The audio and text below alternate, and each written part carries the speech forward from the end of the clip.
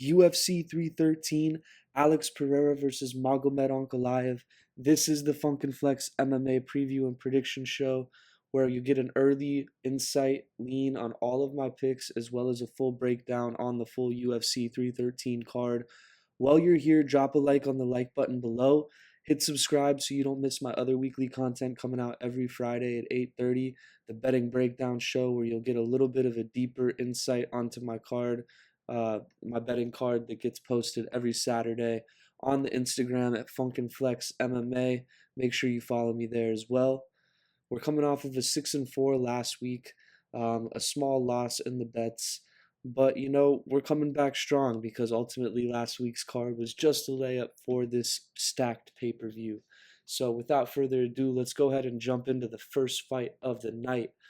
We have a matchup between Jordan Santos and Ozzy Diaz. Jordan Santos coming off of the Contender Series win, making his debut in the UFC. And while he is a minus 200 favorite, it is worth noting that he was a plus 350 underdog to Will Curry.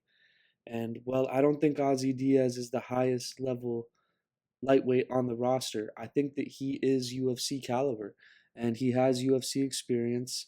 And I'm going to be opening up the pick with the dog on Ozzy Diaz, giving Jordan Santos a veteran check and an upset here.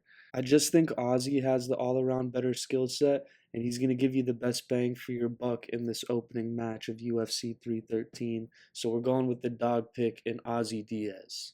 On to the next fight of the night, we have a matchup between Chris Gutierrez and John Castaneda.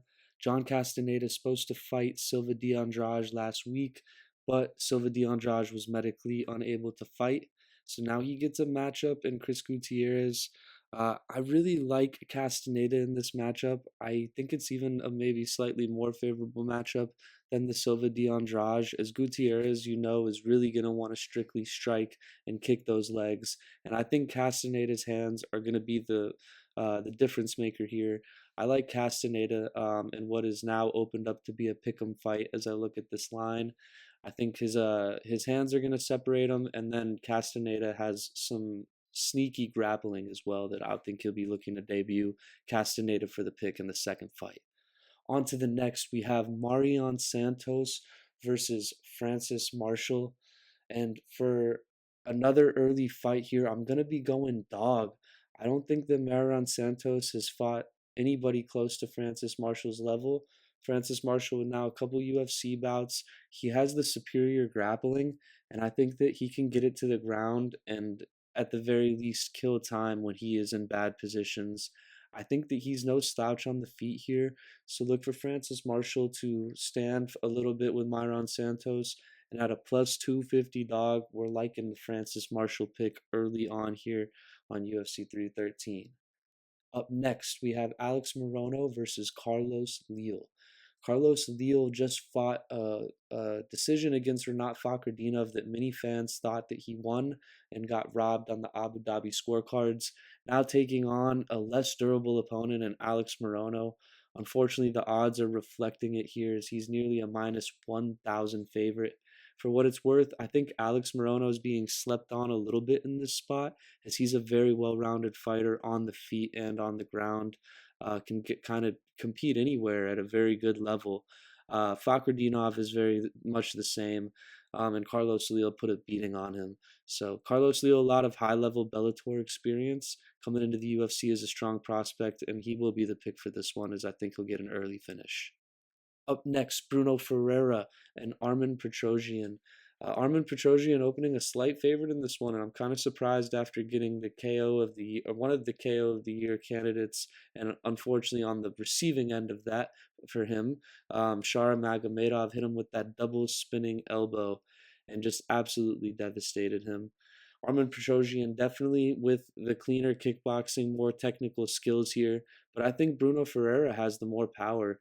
And I think after you eat one of those shots, you're kind of your chin's got to be questioned a little bit. Ferreira, this is a great matchup for him as he tends to struggle more with the grappling later in fights, especially as his cardio tends to fade. And I don't think that Petrosian's really going to be able to take him into deep waters, and then definitely not going to be able to take him on the ground. So maybe Petrosian can find a late KO or steal a late round, but I think early on it's going to be Bruno Ferreira, and he does have that stalking pace. If he can work on some of those cardio issues later in the fights and maybe stuff some takedowns, I think that he could be a real problem at this division. So we're going to go ahead and go Bruno Ferreira. Moving along, Joshua Van and Ray Saruya. This one, guys, is an exciting matchup between two young prospects in the flyweight division. Joshua Van with clean boxing combos and great takedown defense. And ultimately, it's going to be the latter of those two that I think wins him this match. He'll be the pick for this one. Is Ray Saruya really a power wrestler?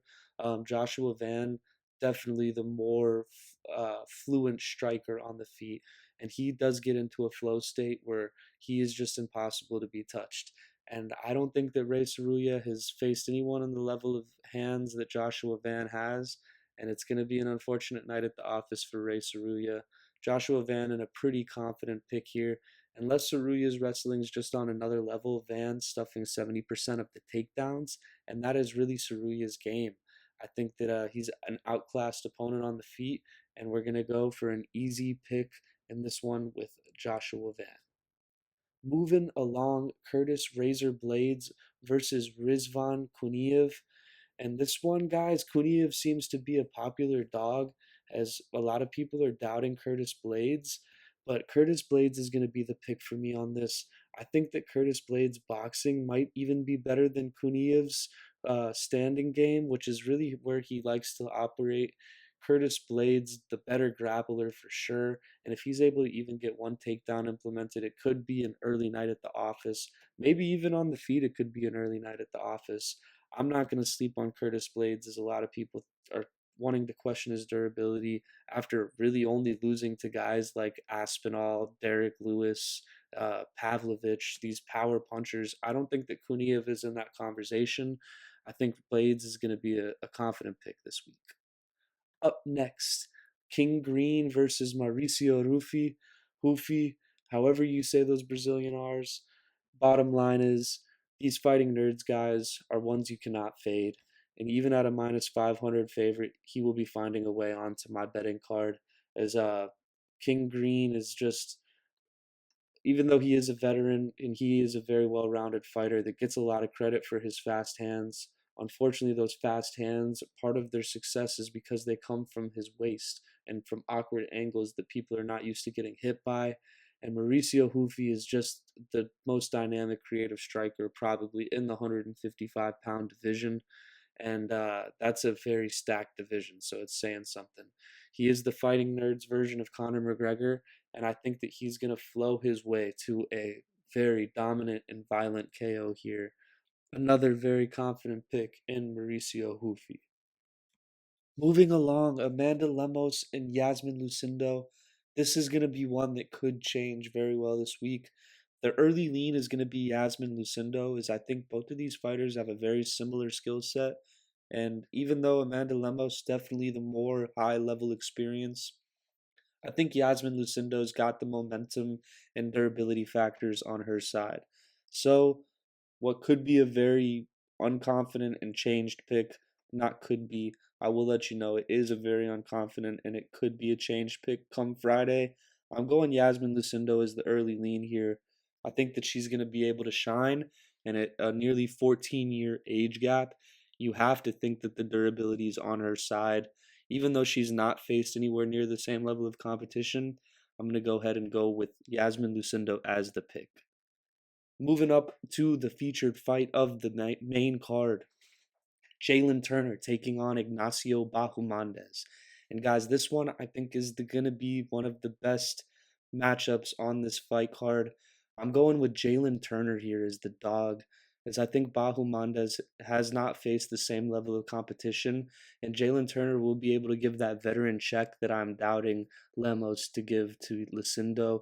Jalen Turner, huge lightweight, but he's finally met his match in another 6'3" guy. So Jalen Turner struggled with some wrestling defense, and that is not Bahamondes' game. These guys are going to be in a striking warfare from the beginning, and I like Jalen Turner's durability here. as well as his high level experience against top fighters like Dan Hooker and Mateusz Gamrot, who have given him long 3 round decisions. That experience is going to really give him the edge in this fight, and I think that he's going to know what to do, how to conserve his energy better. And even though he's never won a UFC decision, I could see this being one, but really likely, I like him winning here early. I wouldn't be surprised if he catches Bahamondes, who thinks he's in a rhythm, and Jalen Turner is just known for delivering devastating strikes. That knee to the face that he gave Dan Hooker puts out anyone else on the planet, and Dan Hooker ate it. Bahamondes, I don't know if the chin's on the same level, and so for that, I'm going to go with a pretty confident lean towards Jalen Turner as the pick in this card.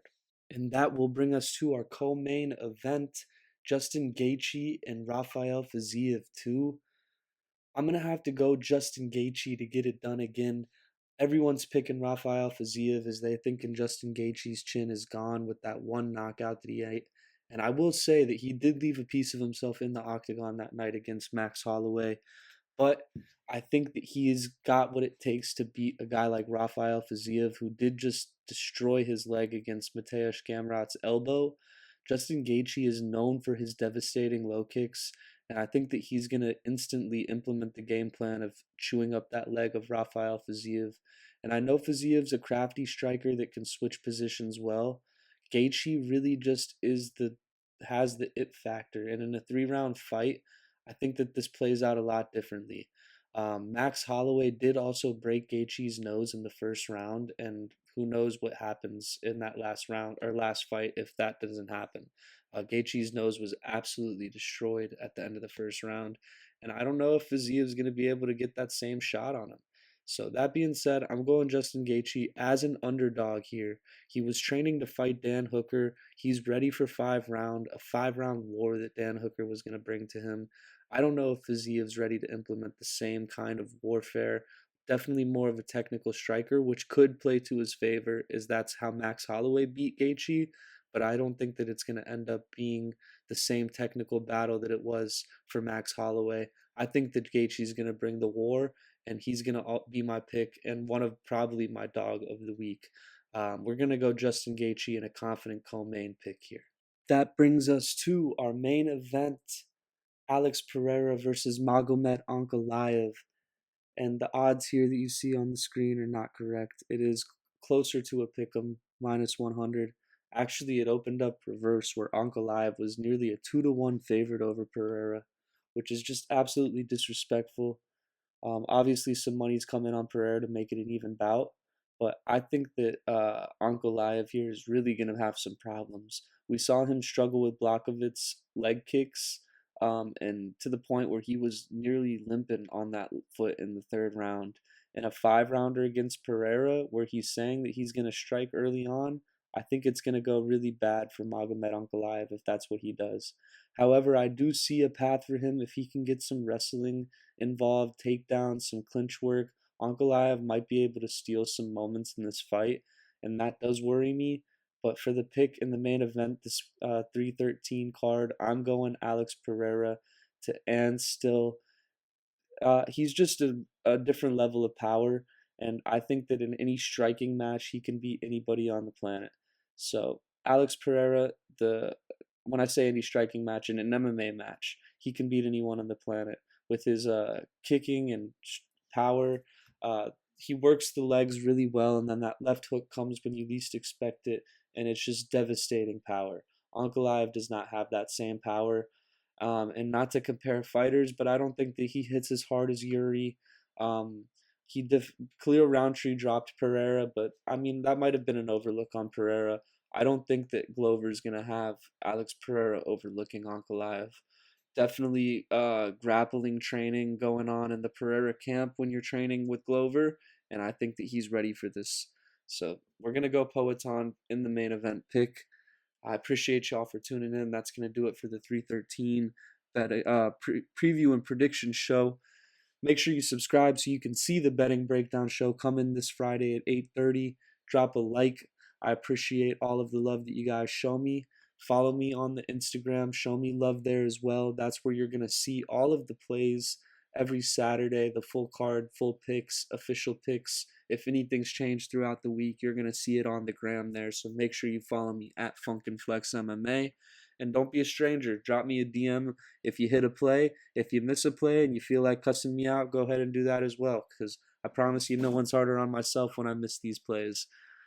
That being said, we'll go ahead and see you guys on Friday. Make sure you drop a like on your way out, and I'll see you then.